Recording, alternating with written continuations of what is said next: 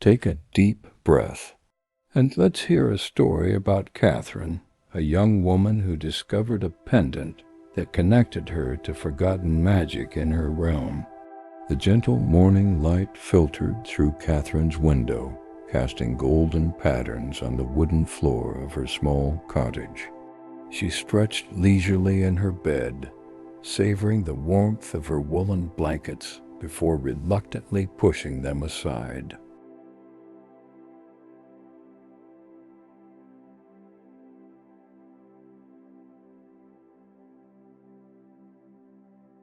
The scent of freshly baked bread wafted from the kitchen below, mingling with the earthy aroma of herbs hanging from the rafters. As birds sang their morning melodies outside, Catherine felt a profound sense of gratitude for the simple joys that filled her modest life. The village of Elderbrook nestled peacefully in a valley surrounded by ancient forests and rolling hills that stretched toward the misty mountains.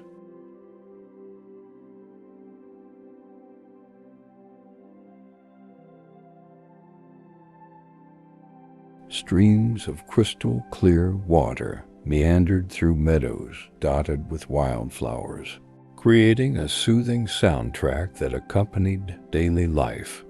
Catherine's days typically followed the same gentle rhythm, tending to her garden, helping neighbors, and listening to her grandmother's stories beside the crackling hearth.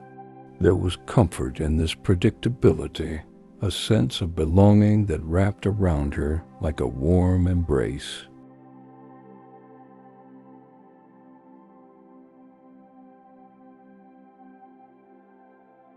Catherine's grandmother, Ilara, was the village healer, her hands gentle but strong as they prepared remedies from plants gathered in the woods. Her eyes, the color of a summer storm, held wisdom accumulated through decades of observing the world and its wonders. She moved with unhurried grace, each gesture deliberate and mindful, teaching Catherine to appreciate the present moment.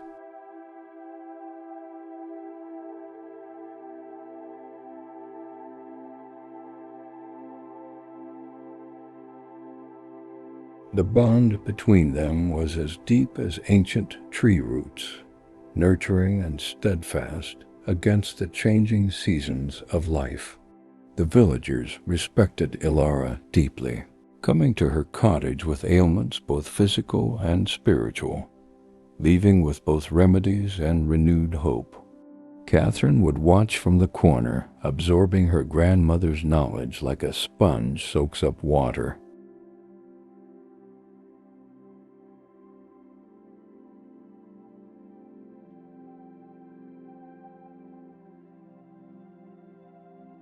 The soft murmur of Ilara's voice as she consoled a worried mother, the careful way she measured ingredients on her wooden scales, the patience with which she listened to each visitor's concerns.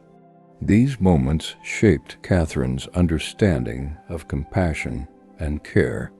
Few in Elderbrook remembered the time before King Aldrich's decree that banned all magical practices throughout the realm.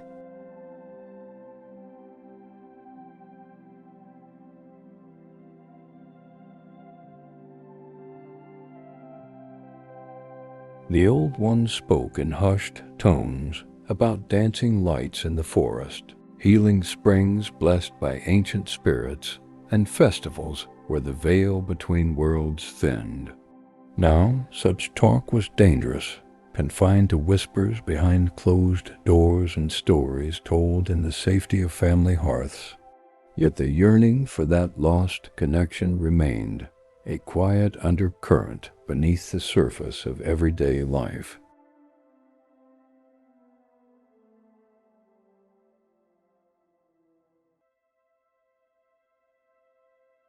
Catherine had always felt drawn to the edge of the dark woods, where massive trees stood like silent guardians of forgotten secrets. Unlike the other villagers who avoided the area, she found peace among those ancient sentinels, breathing in the rich scent of moss and decomposing leaves.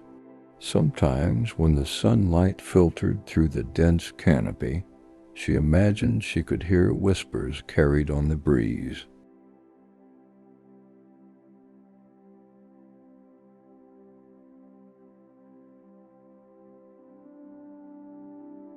These moments filled her with an inexplicable joy, as if some part of her recognized this place as home. On her 18th birthday, Elara presented Catherine with a small wooden box, its surface carved with intricate patterns that seemed to shift when viewed from different angles.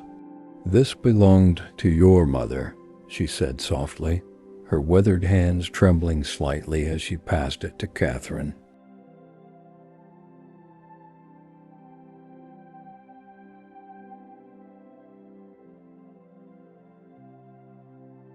The box felt warm against her palms, almost as if it held a living essence within its wooden confines.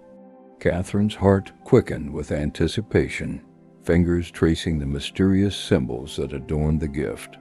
Inside the box lay a pendant of luminescent crystal, suspended on a delicate silver chain that caught the firelight and scattered tiny rainbows across the walls of their cottage.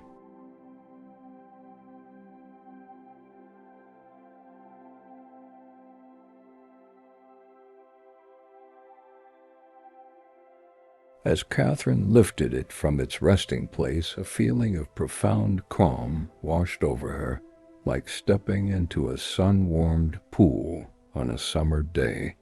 The stone seemed to pulse with gentle light, matching the rhythm of her heartbeat. "It's time you learned the truth about who you really are," Elara whispered, her voice like autumn leaves rustling in the wind. That night, as moonlight bathed the valley in silver, Elara revealed a history that had been hidden from Catherine since birth. Her mother had been a guardian of the old ways, keeper of knowledge that connected the natural world with the realm of spirit. The pendant was no mere jewelry, but a key to abilities that flowed through Catherine's bloodline. "The magic isn't gone from our world," Elara explained, her eyes reflecting the dancing flames. "It simply sleeps, waiting for those who remember how to listen."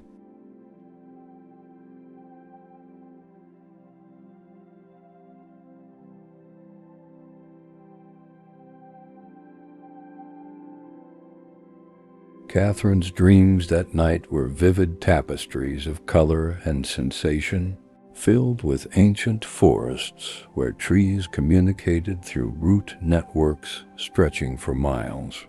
She saw herself walking barefoot through dewy grass, every step connecting her more deeply to the earth beneath. Stars wheeled overhead in patterns that told stories, and the wind carried voices that sang of beginnings and endings and the eternal cycle of life.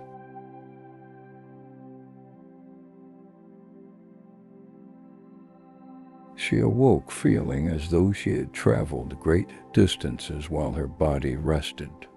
The following morning held a different quality of light, as if Catherine was seeing the world through new eyes. The dew on spider webs resembled strings of perfect pearls. The call of birds carried messages she almost understood, and plants in her garden seemed to reach toward her as she passed.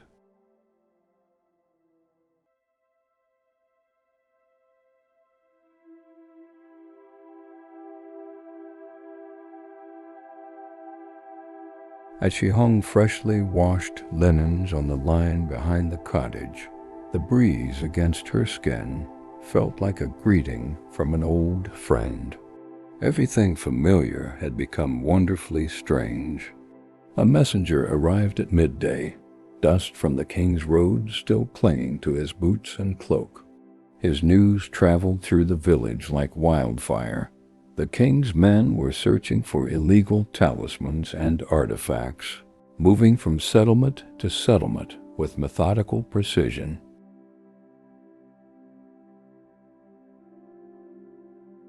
Those found in possession of forbidden items faced imprisonment or worse. The atmosphere in Elderbrook grew heavy with tension, doors closing early and conversations becoming guarded. Catherine clutched her pendant beneath her dress, its warmth a reminder of her secret responsibility. That evening, as shadows lengthened across the valley, Elara beckoned Catherine to follow her beyond the village boundaries toward the dark woods.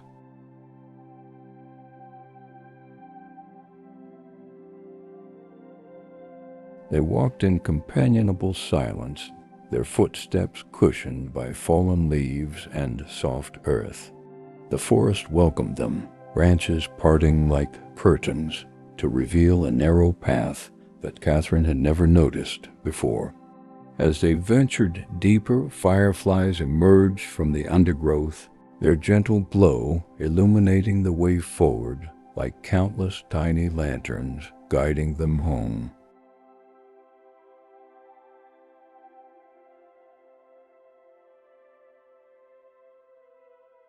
The heart of the dark woods revealed itself as a clearing where a massive oak tree dominated the landscape, its trunk so wide that 10 people with outstretched arms could not encircle it.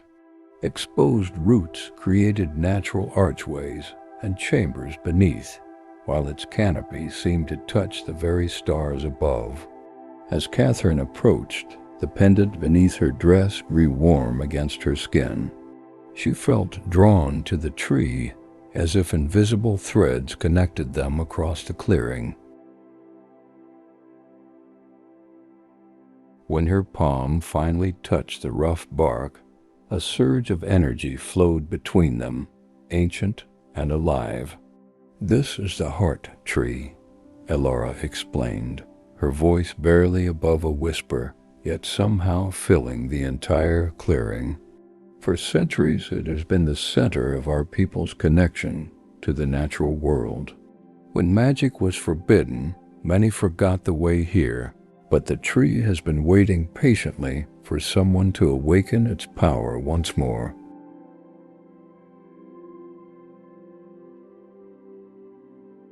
The wind picked up slightly, rustling leaves in what sounded remarkably like whispered conversation.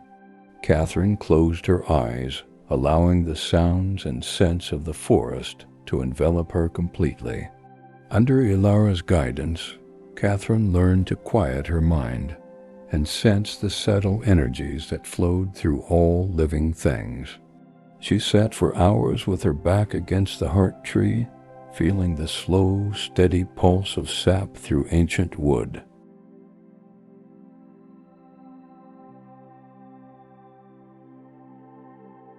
With practice, she could distinguish between the songs of different plants, the cheerful melody of wildflowers, the deep, resonant hum of ancient trees, the playful ripple of ferns unfurling in spring sunshine.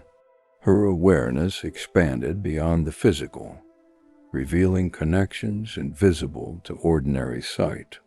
The king's men arrived in Elderbrook 3 days later, their armor gleaming coldly in the morning light as they moved from house to house.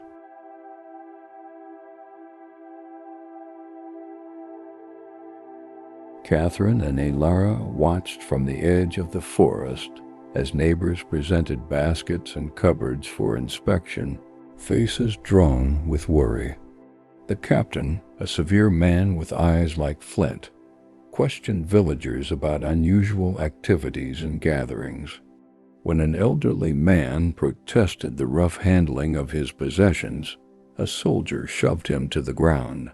The casual cruelty made Catherine's stomach tighten with anger and resolve.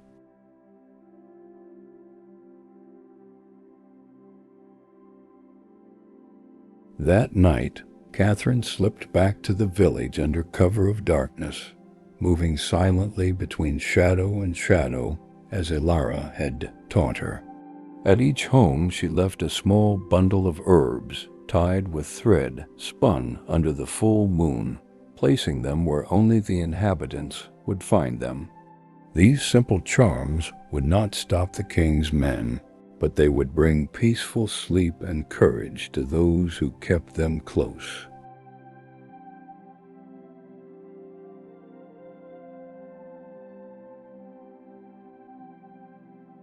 As she worked, an owl watched from a nearby rooftop, its presence a comforting reminder that she was not alone in her vigil. Captain Thorne and his men established a camp at the village square, their presence a constant reminder of the king's authority. They summoned villagers for questioning, particularly those with connections to the old healing traditions.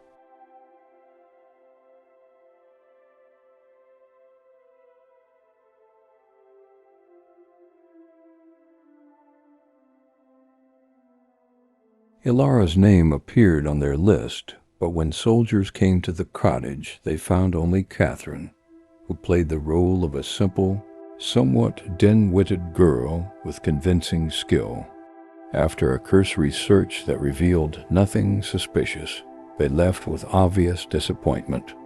Catherine released her breath slowly, grateful for the protective enchantments hidden in plain sight throughout their home.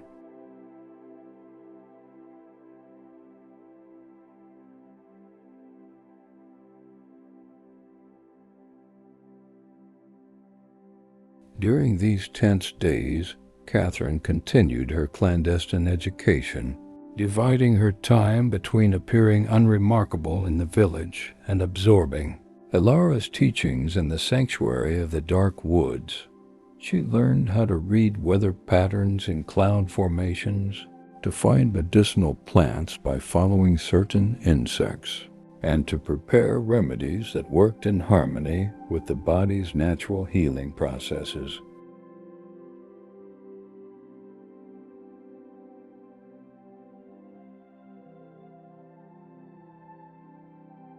Most importantly, she discovered how to channel the energy that flowed through her pendant, directing it with intention and precision toward specific outcomes.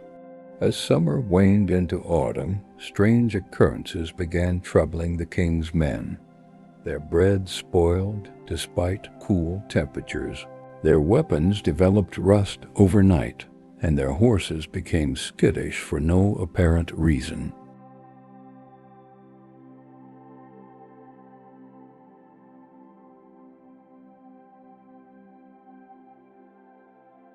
Rumors spread that the dark woods were haunted, especially after several soldiers reported hearing whispers and seeing moving lights among the trees. Captain Thorne's temper grew shorter as his men became increasingly reluctant to patrol after dusk. Catherine watched their discomfort with quiet satisfaction, knowing that the forest itself was responding to her nightly communion with the heart tree.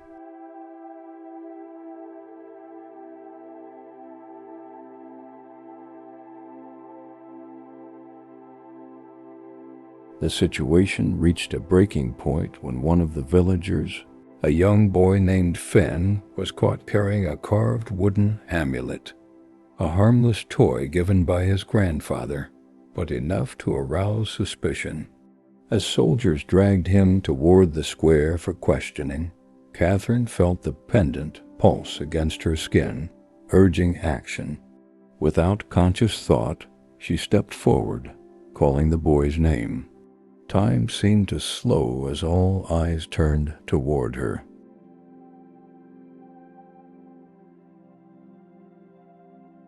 In that suspended moment, she made a choice that would change everything.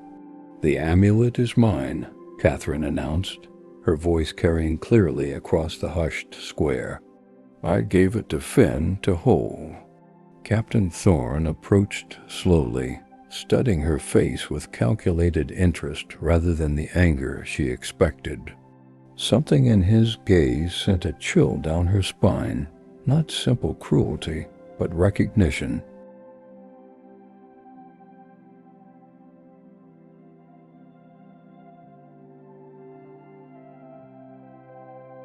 As he reached for the pendant concealed beneath her dress, Catherine felt a surge of protective energy emanate from it, causing him to withdraw his hand as if burned. His eyes narrowed with certainty. He had found what he sought. That evening, confined to a makeshift cell in the village hall, Catherine sat cross-legged on the earthen floor, eyes closed in deep concentration.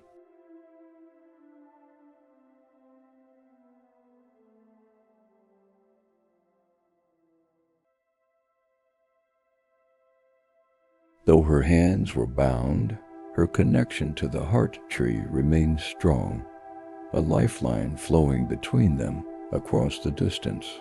As she studied her breathing, she became aware of a presence approaching, not one of the guards, but something far more ancient that moved with silent purpose through the village. The air around her grew heavy with anticipation, scented with moss and rain-soaked earth.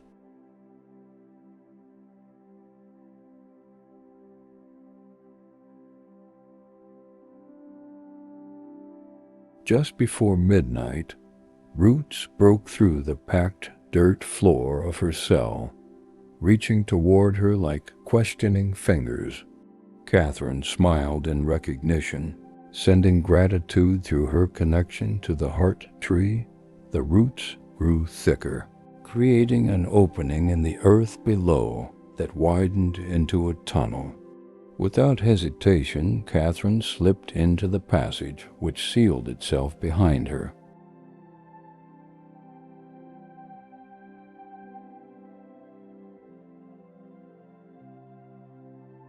In the perfect darkness, she followed the path carved by roots, trusting in the wisdom of the forest that had claimed her as its own. The tunnel brought her to a hollow beneath the heart tree, where Ilara waited with provisions and a grim expression. "Captain Thorne is no ordinary soldier," she explained, as she tended to Catherine's chafed wrists. "He is a seeker trained to detect magical energies and artifacts."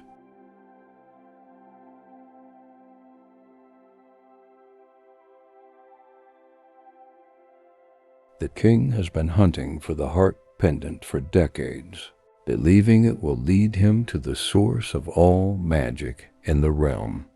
The weight of this revelation settled over Catherine like a heavy cloak. What had begun as personal discovery had escalated into something far greater. As Catherine and Ilara shared a simple meal of bread, cheese, and foraged berries within the sheltering roots of the heart tree, they discussed their limited options.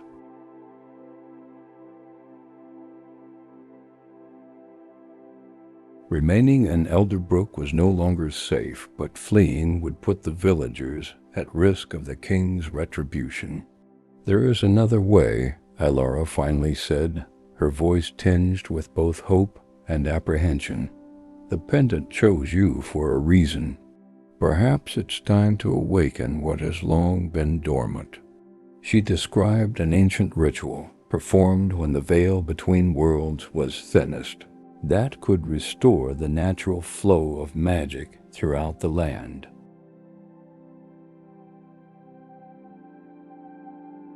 The night of the autumn equinox arrived, bringing perfect balance between light and darkness, an ideal time for transformation.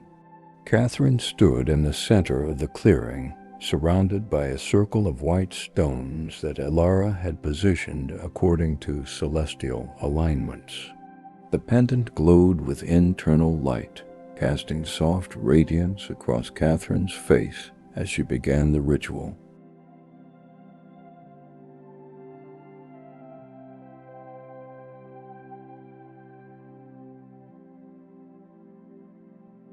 She moved with deliberate grace, each gesture connecting her more deeply to the rhythms of the earth, the whisper of wind, the distant murmur of water, and the warmth of hidden flame.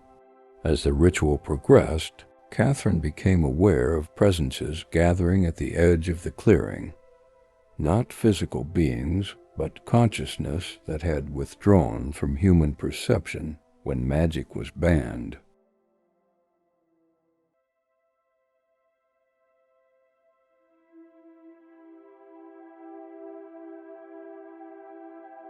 They watched with ancient, patient eyes as she danced between worlds, her movements weaving connections that had been severed generations ago. The air grew thick with possibility, scintillating with points of light that floated like earthbound stars around her whirling form. With each circuit of the circle, the boundary between seen and unseen thinned further.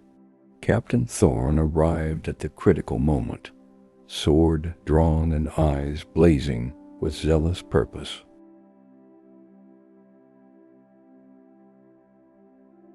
He stepped into the clearing just as Catherine completed the final turn, her arms raised toward the star-filled sky above. Their eyes met across the sacred space, his filled with triumph that quickly turned to uncertainty as he felt the ground shift beneath his feet. The forest had come alive around them, branches reaching down to block his advance, roots rising to create barriers between the captain and his target.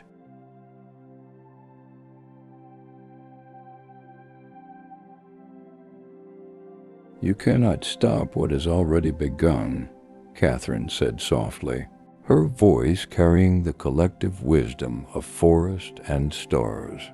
The pendant rose from Catherine's chest, hovering in the air before her as it pulsed with increasing brilliance. Streams of light extended from it in all directions, connecting to the heart tree, the circle of stones, the watching presences, and finally to the land itself.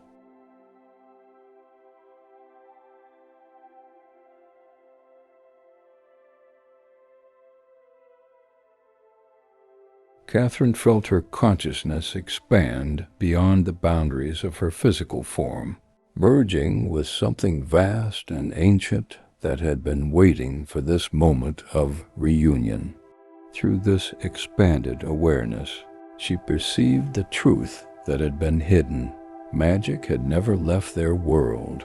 Humanity had simply forgotten how to perceive it. Captain Thorne watched in awe and terror as the woman before him transformed, her form suffused with light that spilled from her eyes and fingertips. The soldiers who had followed him into the woods fell to their knees, weapons forgotten as the veil lifted momentarily from their perception. They saw the world as it truly was, alive with consciousness, every stone and stream and breeze part of an intelligent, interconnected whole. The realization brought tears to their eyes and opened something long closed within their hearts, a remembrance of belonging to something greater than themselves.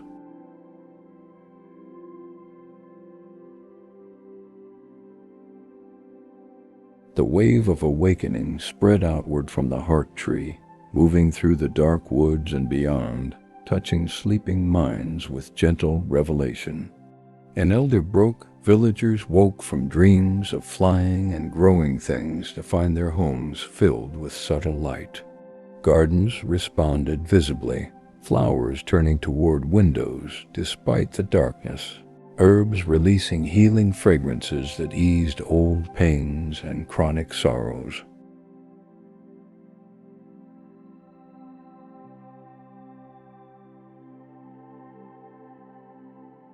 Children smiled in their sleep as forgotten lullabies played in the corners of their rooms, melodies no human voice had sung for generations. In the royal city, King Aldrich startled awake, his crown of iron and gold suddenly heavy as stone upon his head. For the first time in decades, he remembered dreams from his childhood, dreams of speaking with trees and hearing the songs of stars.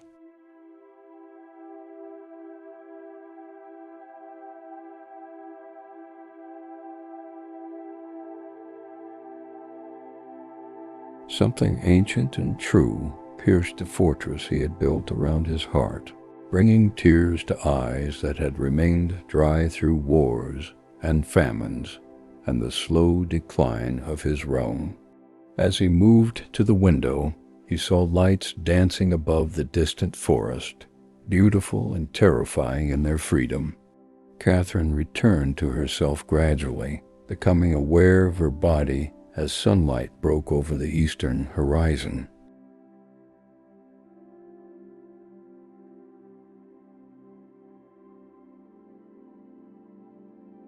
She found herself seated at the base of the heart tree, Elara beside her, both of them covered in morning dew that sparkled like countless tiny jewels in the first light of dawn.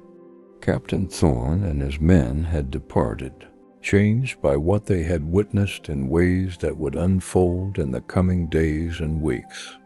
The forest felt different, more present somehow, its awareness more accessible to human perception. The following days brought subtle but profound changes to Elderbrook and beyond. People spoke more openly of dreams and intuitions, sharing stories that would have been dangerous to mention just weeks before. Gardens flourished despite the advancing season, and animals approached the village with curious trust rather than fear. Most remarkably, ailments that had persisted for years began to resolve as the land itself remembered its healing properties. Catherine walked among her neighbors with quiet joy, observing the reawakening of wonder in familiar faces. Word arrived that King Aldrich had fallen gravely ill, his body failing, even as his mind cleared of long-held delusions. He requested Catherine's presence, having learned of her role through Captain Thorne's transformed testimony. Despite Elara's concerns, Catherine felt compelled to answer the summons, trusting the guidance of the pendant that continued to rest against her heart.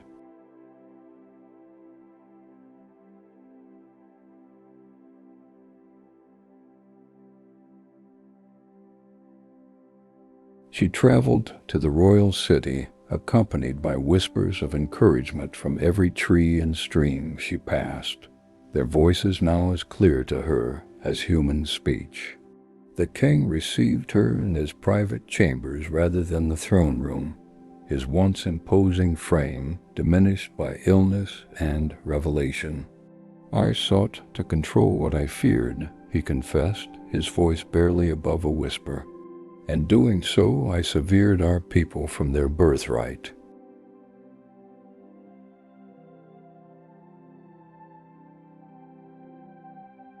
He asked not for healing of his body, but for forgiveness from Catherine, from the land, from the ancient presences he had denied for so long. As she took his weathered hand between her own, Catherine felt his genuine remorse and the possibility of redemption that existed, even in life's final chapter. Before his passing 3 days later, King Aldrich signed a proclamation revoking the ban on magical practices and establishing protected status for places of natural power throughout the realm. His nephew and successor, a thoughtful young man who had secretly preserved old knowledge in the royal library, pledged to honor this new direction. Catherine stood beside him at the coronation, representing the renewed covenant between human governance and natural wisdom, her pendant gleaming in the sunlight streaming through stained glass, windows that depicted the ancient harmony being restored.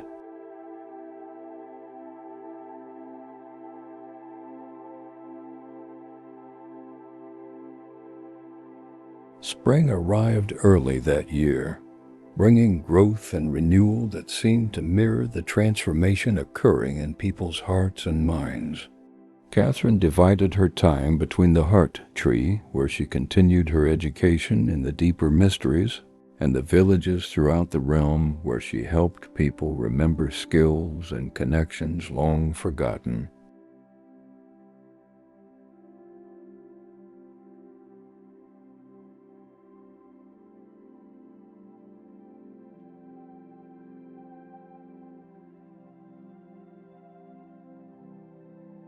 Elderbrook became a center for healing and learning, with visitors arriving daily to walk the gentle paths that Elara had maintained through decades of enforced forgetting. The cottage expanded to accommodate students of all ages, its garden a living classroom under open skies.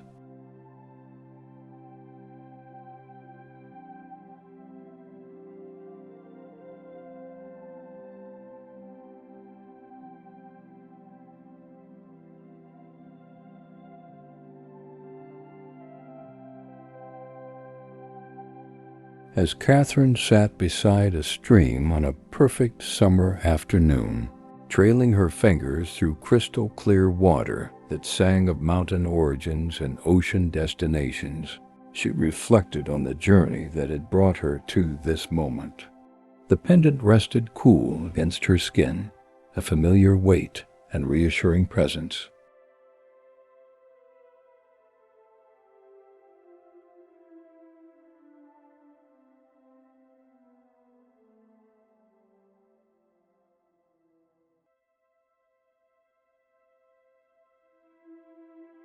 Around her, the world breathed with visible awareness, light dancing through leaves, insects tracing geometric patterns in the air, flowers turning their faces to follow her movements with plant-slow curiosity. She closed her eyes in profound gratitude, feeling the steady heartbeat of the living world synchronized perfectly with her own.